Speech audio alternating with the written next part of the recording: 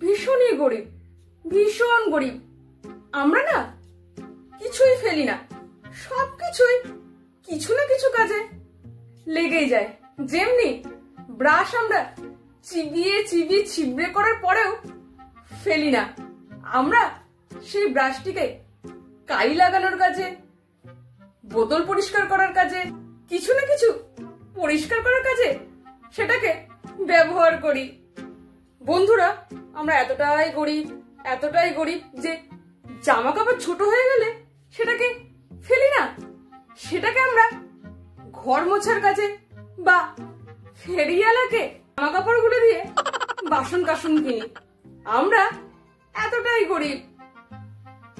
আর আমরা জুসের বোতলগুলোকে ফেলি না, সেইগুলোকে ধুয়ে ভালো করে পরিষ্কার করে সেইগুলোতে তেল রাখি, খাওয়ার জল রাখি। আমরা এতটাই গরিব যে বাজার থেকে আমরা যেসব প্লাস্টিক আনি, এই যে ধরুন সবজি, গ্রোসারির জিনিস, সেইগুলোকেও আমরা ভালো করে ধুয়ে শুকিয়ে রেখে দিই। আর কোনো একটা প্লাস্টিকের হাতল যদি ছিঁড়ে যায় সেটাকেও আমরা ছাড়ি না, সেইটাকে গিট্টে লাগিয়ে ব্যবহার করি।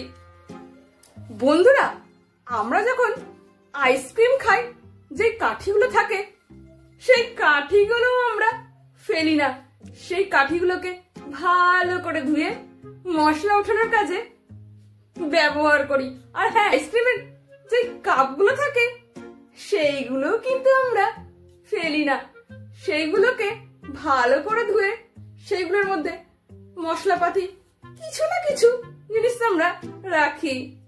বন্ধুরা, আমি তো শনপাপড়ির বাক্সটাকেও ফেলি না, সেইটাকে ভালো করে পরিষ্কার করে সেইগুলোতে কসমেটিক্স কিছু না কিছু জিনিস তো আমি রাখি।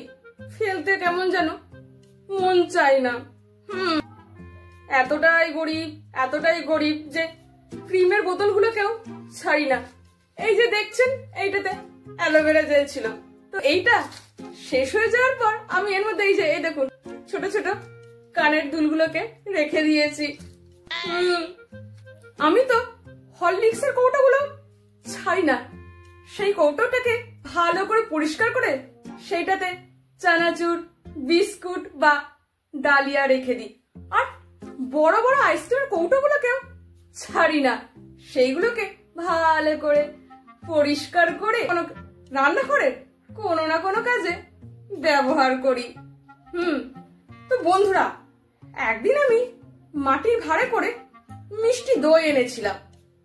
তো পরের দিন দেখি মা সেই মাটির ভাঁড়টাকে ভালো করে ধুয়ে, ও মা, দেখি একটা ফুলের চারা গাছ লাগিয়ে দিয়েছে।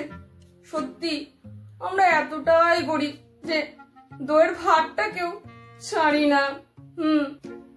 আমাদের খবরের কাগজ পড়া হয়ে গেলে আমরা সেটাকেও ছাড়ি না, যত্ন করে রেখে দিই যে কোনো সময় কোথাও পেতে বসতে পারবো। আর কোনো না কোনো কিছু প্যাকিং করার কাজেও লাগতে পারে।